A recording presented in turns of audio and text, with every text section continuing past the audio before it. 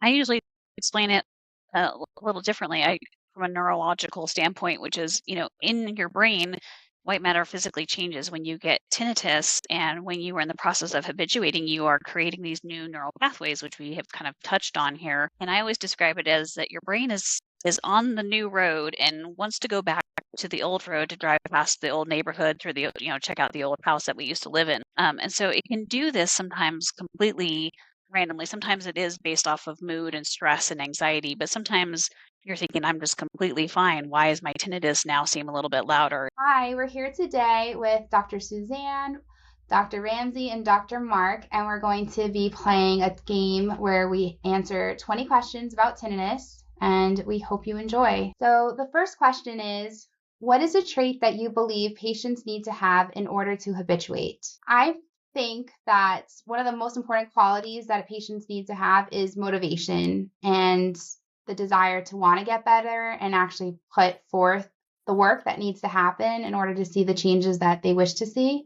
One of the traits that is really good for patients to have is being consistent in their work, making sure that they're keeping up with the tools and tips that we're giving them to use. I would say patience is very important, compassion and empathy for oneself when getting involved in tinnitus treatment. And I would say flexibility. Actually, if something changes, we want to be able to change and kind of move with whatever comes at us. Oh, I love everyone's answers.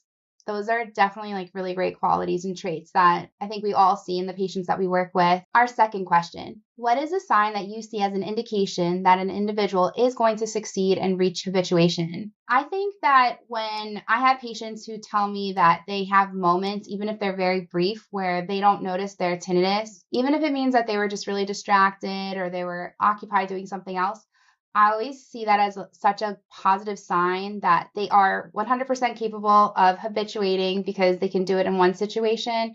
And I know that we can work together to learn how to do it in all of the situations that arise. I also see patients that they believe that they are going to get better. They believe that they can do the work. They believe that they can get through this. When they start telling me that they believe, I know that they're going to get through it, no problem. Sometimes people's tinnitus may change and it might not be the change we were looking for, but that tells us that change is possible, which at the beginning it can feel like we're stuck. And any change is good change at the beginning, in my mind. Absolutely. Our next question, our third one is, why does sound therapy work? I'm going to say that I think sound therapy works because it finally is giving your brain a reference point. Your brain doesn't know what tinnitus is. It is automatically looking for an external source for the sound and it realizes it's internal. So finally, sound therapy is giving it something, a reference point to make a comparison to. Sound therapy works because it's giving relief. It's helping find something that bridges the contrast between what we're hearing internally that's bothering us and what's going on around us. So having something that blends well and mixes well with our tinnitus provides that sense of relief. And the short term, very helpful. And then, of course, in the long term, we know that the use of sound therapy is retraining our brain to get that tinnitus into the background. And I'd agree. I'd say sound therapy works because it soothes. It feels good. If we're feeling better about what we're doing in the long run, that's always kind of driving us in the right direction. Number 4, in addition to ear level maskers, what are some other ways to implement sound therapy in your day? I think one of the easiest ways is obviously if the weather's nice, open the window, just let the natural sounds around you kind of like enter into your home. I always tell patients who they work in an office building to get themselves one of those desk like water fountains. It's an easy way to have sound therapy in your environment that is also really something pretty to look at. I totally agree. Layering and real world sound. Question number 5. What, in your opinion, is the most common cause of tinnitus? I think from the patients that I see, it's definitely, and I'm sure all of us are going to say there's a lot of causes that kind of like come together. But if I had to pick one, I feel that the central cause of like maybe like stress and anxiety seems to really kind of make tinnitus come to the surface for a lot of individuals that we work with. I'm also going to add in hearing loss because I do see a lot of patients who have hearing loss that have tinnitus. So I would say, anxiety and hearing loss are probably the top two. Yeah. Watershed of reasons, I think, is what I see most commonly. But because, we see so many patients with so many different storylines, I would say that central component is really playing a factor. Just overall tension. Question 6. Why do you think the telehealth model is a successful one for helping people with tinnitus? I think that telehealth really opens up the network of people that we can work with. They can meet with us when they're at home, if they're, at work or in their car, wherever. They can always get the help that they need. I'm going to just kind of piggyback onto that, location wise, you don't have to worry about where we're located. You can do it from the comfort of your home, even if I'm in California and you're in Nebraska or New York. We have the ability to see you anywhere and everywhere. And the fact that we have all the best tinnitus specialists in the country working right here, I think is just another important part of why we are so successful. I feel that tinnitus is such an emotional journey. So to be able to conduct appointments in a comfortable setting, there's a lot of solace in that. Question number 7. What is your favorite tool to treat tinnitus? One of my favorite tools is sound therapy, which is the device that you wear on your ear. It plays sound in your ear. And that, for me, I have tinnitus. And for me, that was one of the things that did give me relief and really helped me with my tinnitus. I definitely agree. Sound therapy is one of the most important tools necessary to help treat tinnitus. I think outside of sound therapy, meditation, which can be in various different forms. I mean, meditation could be sitting in your car for an extra 5 minutes before you go into work. I think that's something that I've really come to learn and see has really made the difference in people who I've been working with, because I don't think we take enough time to kind of decompress, de-stress, and we don't really see how the buildup of stress really starts to affect us in the many different aspects of our life, including tinnitus. So I think meditation is something that a lot of people should start to employ a little bit more consistently into their everyday life, along with the sound therapy. Question number 8. What tool has helped you the most when you have had tinnitus? I personally have had tinnitus and occasionally get brief moments of tinnitus, but I think something that really helped me, because I was very much in my head about what the ultimate cause was for my tinnitus, why I only heard it in my right ear versus my left ear. I think when I started to change the narrative of seeing it not as a problem, but maybe as a positive, because I was so preoccupied that it meant my right ear had somewhat poorer hearing than my left ear, even though I was in grad school, so I was always a guinea pig having my hearing tested in all the different ways, and everything was always symmetric. But I started to tell myself after several weeks or months of dealing with it that maybe my right ear just hears better. So rather than it hearing worse, it hears better than my left ear. And simply kind of redefining it really helped me feel less stressed out and anxious about it. So for me, that redefining what it was and really helped take away the anxiety and the focus that I had on tinnitus. Yeah, I would agree. I have tinnitus and had very debilitating tinnitus. Mine's at definitely a better place right now. I use sound therapy, as I mentioned before. I found that to be probably one of the most helpful tools in addition to doing mindfulness, meditation, cognitive behavioral therapy. Throwing everything at it definitely is quite helpful, but the sound therapy for me was the most helpful. I still use it if I feel like I need it, and I have definitely appreciated it. For me, the sound therapy was probably one of the most beneficial things that I did. I had a really difficult time focusing and concentrating. I often tell patients when I would go to work, my own patients sort of sounded like the cartoon Charlie Brown. I just was really consumed with the tinnitus. And so for me, the sound therapy really gave me that ability to focus and to concentrate, and sort of allowed me to get along with my day without being so distracted by what I was hearing. So for me, the sound therapy was really key. Well, I think mindfulness, I think that reflection quality and kind of checking in on things rather than just trying to totally pretend this isn't there. When it does creep up in the background, I want to ask myself, is there a reason for that? Is there an explanation?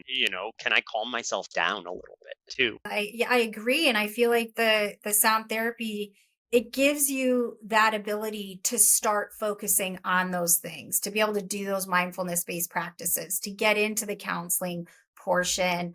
to reframe what tinnitus is to us. I think for me, just having that sound therapy and getting that relief initially allowed me to be able to step into all of those things that are so important. So, moving on to question number 9, what is an activity that you recommend patients do to help promote neuroplasticity or brain changes? And I'm sure that my response is going to set off Dr. Mark, because I think that music, like learning, if you don't know how to play an instrument, learning how to play an instrument, or if you already are musically inclined, challenging yourself to learn something new, or if you play guitar, playing in the different, left-handed versus right-handed. I think that music requires so many different parts of our brain, motor planning, auditory processing, our memory, because you have to, memorize like a song, or it takes so much mental resources that if you throw yourself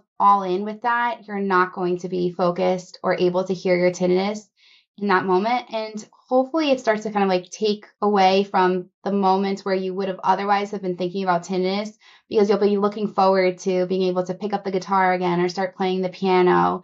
So I love recommending music because of that. I'm mad at Michelle because she stole mine. So that's okay. And I know like Mark is shaking his head too, but I'm going to say that as weird as it sounds, there's actually a study that showed that doing non-dominant hand writing exercises was something that can increase neuroplasticity, and is something new that you can learn. And it's something that I feel that is accessible to anybody. It is a good one. These are great answers. Where to go from here? Well, we know that mindfulness-based practices do promote neuroplastic changes. And that doesn't just have to be a breathing exercise or a guided meditation. That can be a hobby, or which then takes me to, learning new things. So we already talked about language and music, but new hobbies, new skills. Like surfing, which Dr. Ramsay does. I don't think you're thinking about tinnitus when you're surfing. Exactly. That is my meditation for sure. But new things, hobbies, painting, all of those things are healthy things to do, calm our nervous system, create new neural networks. So all are going to benefit as we're going through habituation with our tinnitus. Question number 10, why does tinnitus change from day to day? And I know we're probably all going to have different answers because there's so many different reasons. But one of the simplest reasons is sometimes our mood. We all know, depending on what kind of mood you're in, how well you slept the night before, can kind of dictate whether or not things kind of bounce off of you, or if you take them in and they start to affect you more throughout the day. So I think that really also plays into how tinnitus kind of feels. If it's more pronounced, if it's a little bit more intense, has a lot to do with the way that we're feeling and thinking. And with that being said, it goes to show that we have a little bit more control over our tinnitus, because if you can recognize that your tinnitus is a little bit more severe and it's related to you just being in an overall bad mood because, I don't know, your kids messed up the house again in terms of toys everywhere, or something with work, you can start to see that, okay, if you kind of let it go, clean up, or whatever it is, go for a walk, you might come back and notice like your tinnitus has kind of subsided a little bit. I usually explain it a little differently. From a neurological standpoint, which is, in your brain, white matter physically changes when you get tinnitus, and when you are in the process of habituating, you are creating these new neural pathways, which we have kind of touched on here. And I always describe it as that your brain is on the new road and wants to go back to the old road, to drive past the old neighborhood, through the, check out the old house that we used to live in. And so it can do this sometimes completely randomly. Sometimes it is based off of mood and stress and anxiety, but sometimes you're thinking, I'm just completely fine. Why is my tinnitus now seem a little bit louder? And I think that's what's happening, is that your brain is just kind of checking in, driving past the old house again. So just kind of keep that in mind as you're going through this, that you're going to notice changes, and that's okay.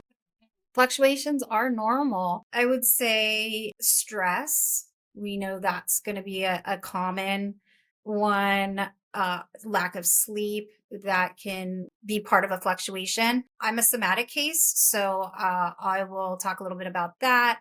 Any tension that we might be experiencing, any flare-ups maybe in our neck or in our TMJ area, that can contribute to a fluctuation. I mean, again, like you said, Dr. Michelle, there's so many different reasons. But I think the most important part to note is that the fluctuations are normal. They are going to happen. Yeah, when I was thinking about the question, why does tinnitus change from day to day? It kind of also assumes that I'm saying, well, I am the same every day. And tinnitus changes day to day because we change day to day, because the world around us changes day to day. This week is different than last week. We were all just talking about this too. We can't isolate that variable of saying things change, and that may be internal, it may be external. Tinnitus changes too, and it's really about how we respond to it rather than the change itself. That's such an important point to bring up, Mark. All right, number 11. What is your favorite sleep tip to give? My favorite is that you have to have a plan if your issue is that you wake up in the middle of the night, because I've come to learn that when I didn't have a plan of what I was going to do if I woke up in the middle of the night, I felt like I was kind of drowning, like just trying to get back to sleep, and the struggle makes it even worse. But when I have a plan of, these are the things I'm going to do. I'm going to go to the bathroom. I'm going to lay back down. I'm going to try to do, some breathing exercises. If that doesn't work, I'm going to try to, count sheep, so to speak. And then if that doesn't work, then my last resort is I'm going to read, and until I finally feel drowsy. But I really believe having a plan helps to take the anxiety out of waking up in the middle of the night, if that's one of the issues that you're starting to have because of tinnitus. I love when Dr. Michelle said that we need a plan, that all of us nodded our heads in agreement, because I think that's one of the things that we all recommend here. I like to have a plan, a routine. Part of my routine is progressive muscle relaxation.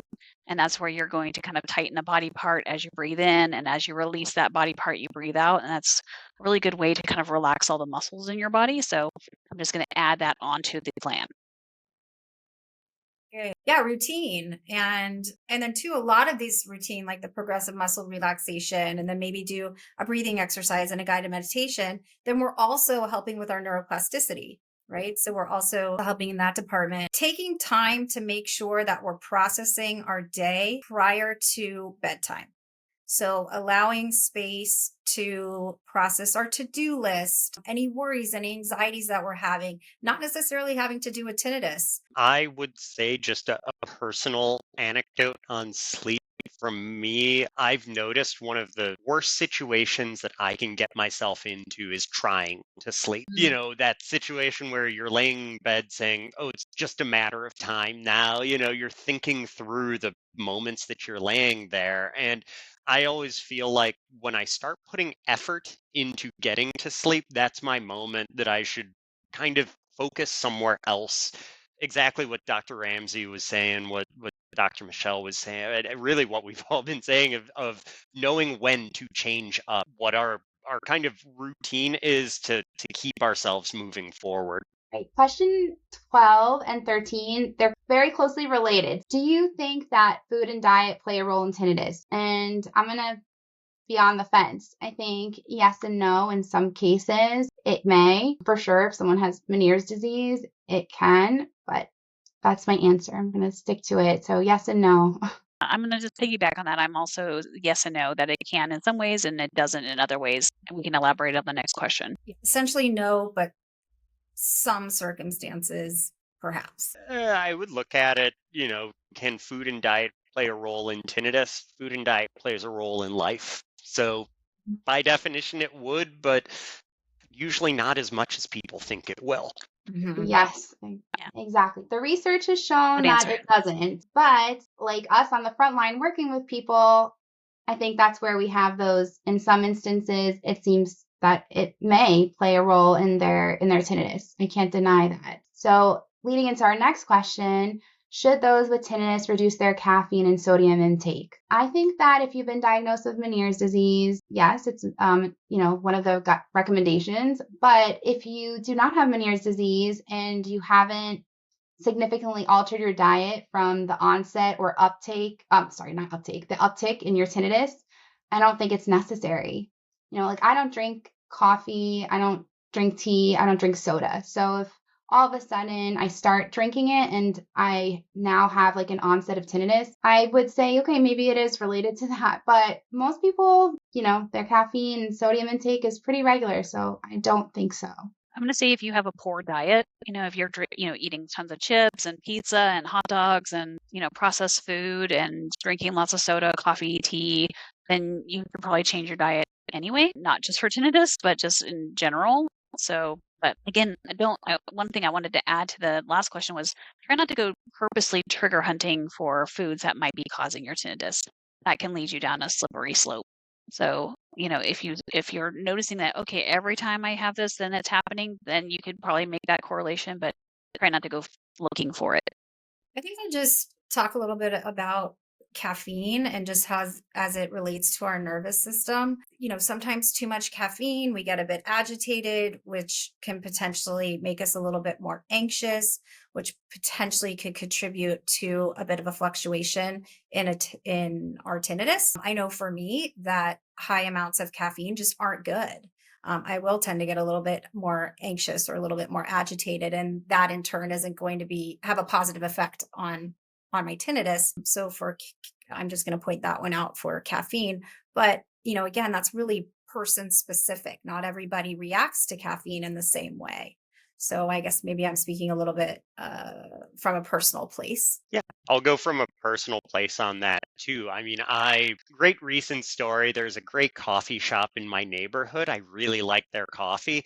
I had to switch to decaf because I was having panic attacks because their coffee is also way stronger than anything that I have had before. And I don't drink a lot of caffeine. If I were to be having panic attacks because I am drinking coffee, there is no question in my mind, my tinnitus is not going to be happy about this situation going on. And so, I would look at exactly the same way that we've been saying, same sort of thing that I find myself in the situation where I'm driving across the country over a weekend. Easiest thing to do is stop in at a bunch of fast food restaurants. And I know that those have high sodium. I know that, I feel like I am a little bit sensitive to those things with my tinnitus, but I also know that with my body. I'm not going to feel great at the end of the day if 3 of my meals came while I was sitting in a car driving on a highway.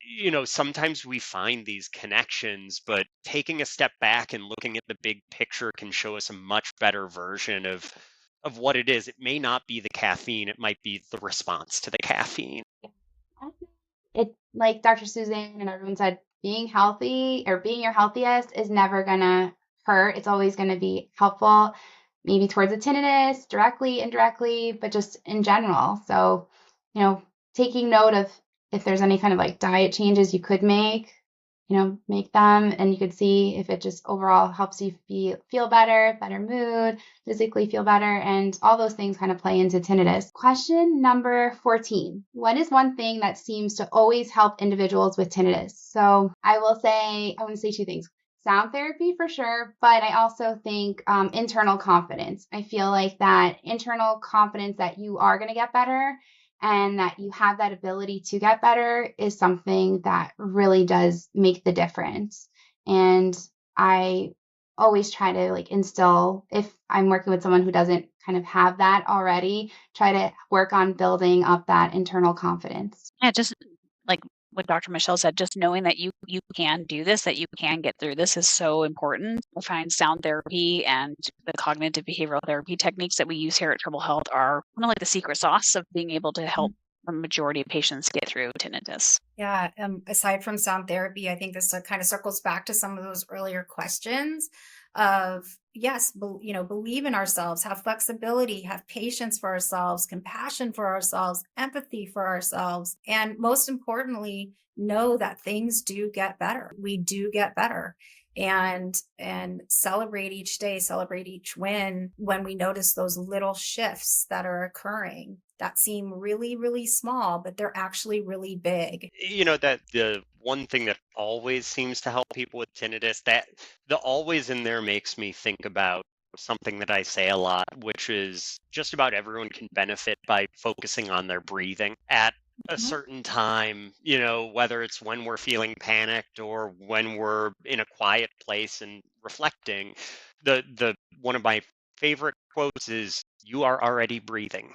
Just take advantage of it. If you're not breathing at that moment, start, because it's a problem if you aren't." So that's always something to remember. We're find those natural things that we're doing and emphasize that we're in control of them. Question number 15. What is one thing that you think could help prevent or reduce the impact of tinnitus? I think that when someone who has tinnitus is going to see a healthcare provider and they tell them that it can get better right off the bat, I think that that would make a world of difference for a lot of the patients that we end up seeing.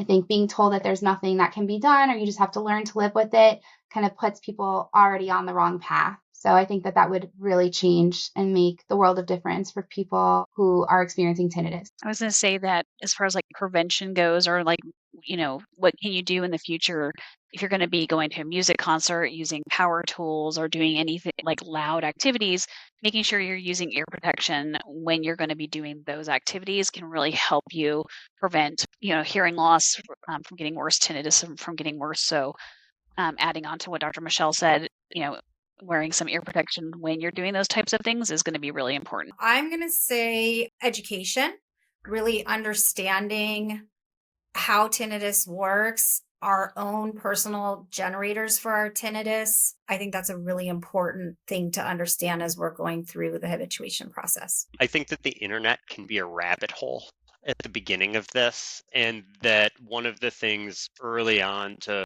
reduce the impact of tinnitus is exactly what we've been saying: give good resources for information. We're tooting our own horn because we're on the Treble Health YouTube channel right now, but look for people who have the authority to be talking about what they're talking about, rather than just a discussion kind of spitballing at what's helping and what isn't. There are so many of those places out there, and they often lead people down the wrong paths. Question number 16. Should individuals with tinnitus avoid certain medications? I'm going to say no. I mean, some medications definitely slow down neuroplasticity, but I think that, you don't have to. Of course, medications that are toxic, ototoxic to the auditory system, if possible, you can avoid those. Those would be great, but otherwise, I don't think you need to actively try to avoid certain medications. I'm going to say no. I'm going to agree with Dr. Michelle. You don't need to avoid medications.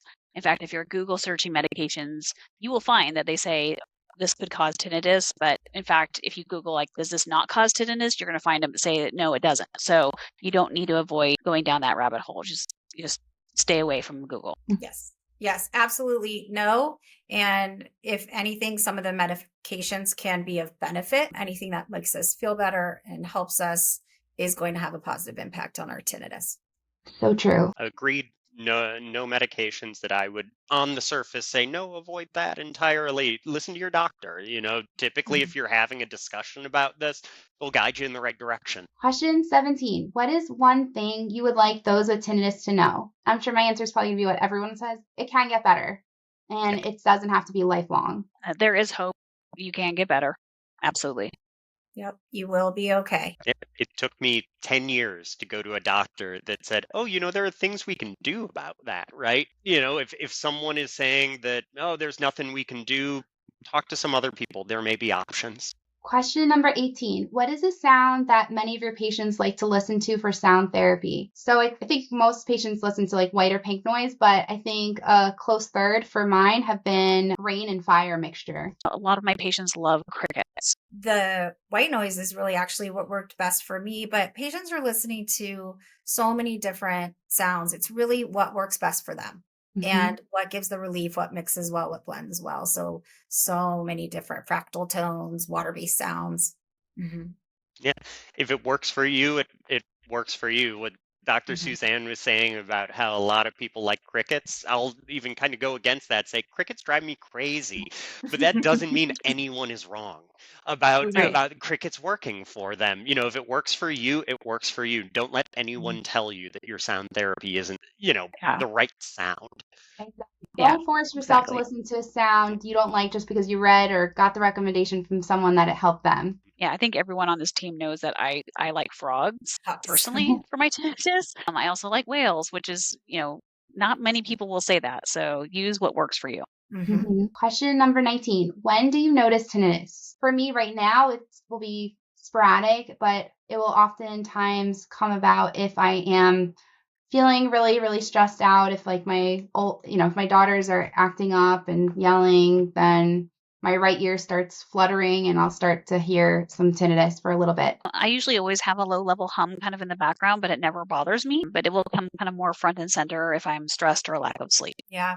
My tinnitus operates at about a 1, sometimes a 2, but any stress, any tension, if I'm really because my tinnitus is somatic for the most part.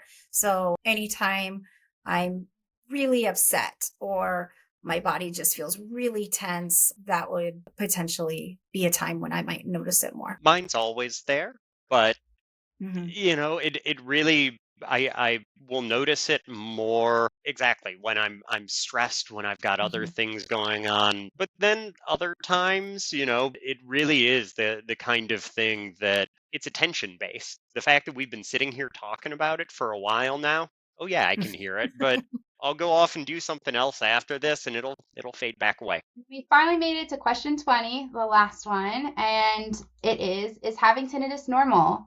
Now, I really believe it is. I think it's part of the human experience. Not everybody will have longstanding or problematic tinnitus, but I think that everybody will have had tinnitus at some point in their life. So, yes, very normal. Yes, very normal. In fact, they did a study in the 1950s where they put 200 people in a soundproof chamber, and when they came out, they asked them, what did you experience? And, over 97% of the people said they noticed a sound. So, yes, it's normal. Well, thank you guys for playing and for all the listeners for listening to all of our answers. We hope that you guys enjoyed hearing from several of us on these different questions related to tinnitus. And if you don't already subscribe to our channel, and we look forward to working with you. So you can go to our website and click on the link, and we have free consultations available for you.